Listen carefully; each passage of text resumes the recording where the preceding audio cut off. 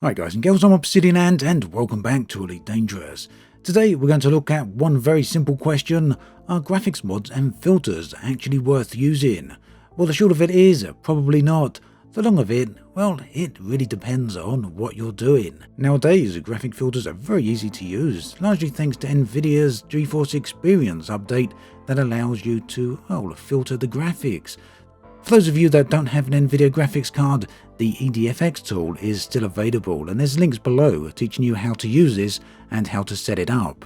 And if you do have an Nvidia card, then you will need to use a GeForce Experience utility, which you can download directly from Nvidia.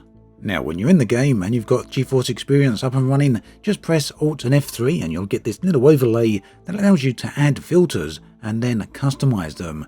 Now, this isn't a tutorial because really I just want to focus on how valuable or how useful this particular utility actually is. The good news then is that it's extremely easy to use, and it's also pretty powerful. It can have some pretty huge impact on how your game actually looks.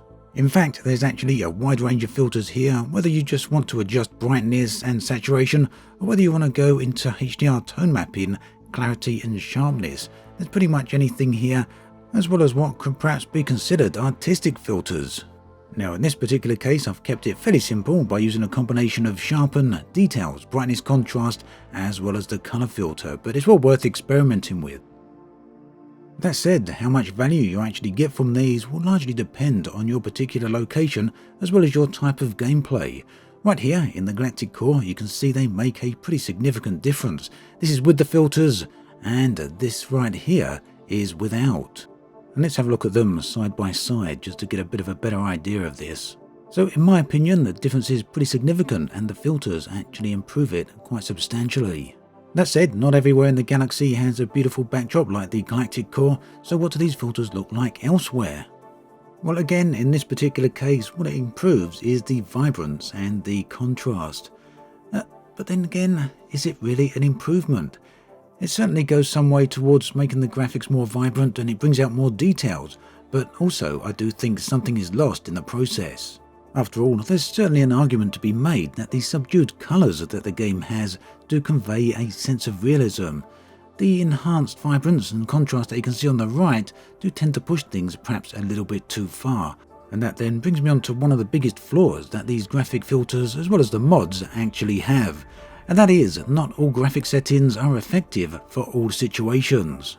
And this ultimately comes down to the fact that there are so many diverse locations within Elite, some of them very dark, some of them very bright, and no one filter is suitable for all of these. What this meant ultimately is that I found myself changing the settings every time I changed location. In a station, change the graphic filters. In the Galactic Core, change the graphic filters. In a nebula, change the graphic filters. Near a bright sun, yes, you guessed it, change the filters again. This example here then highlights the issue very well. Currently applied are the same filters you saw at the start of the video. They looked very nice when just looking at the Galactic Core, but just look how overblown the ship appears when near a star. And the same held true inside stations. You can see the ship is pretty overblown here. It really doesn't look all that nice and resulted in me having to change the settings yet again. Now, I'm not saying that these filters are bad, far from it in fact. Back in the old days, 2015, 2016, 2017 even, I used to use graphic filters all the time. But then the lighting changes come with Chapter 4 of Beyond, and since then, I've pretty much always stayed with the vanilla graphics for Elite Dangerous. The bottom line for me then is that over the years, the graphics for the game have improved, and it's meant that I no longer want to use any of these filters. That said, they do have their place, and they do add to certain areas. Before we get to that though, I just want to highlight one more problem, and this is with the FSS. You can see some of the planets here looked very overblown. Again, it meant customizing the filter to try and fix this, alternatively just putting up with the overblown look. So with all that said, who do I feel is most likely going to benefit from these particular filters? Well, personally, I don't think these are here for regular gameplay, although you may have benefit for it. But seriously, I think the people who are going to enjoy these the most are those who like to take screenshots, gather footage, as well as people who really do enjoy exploring.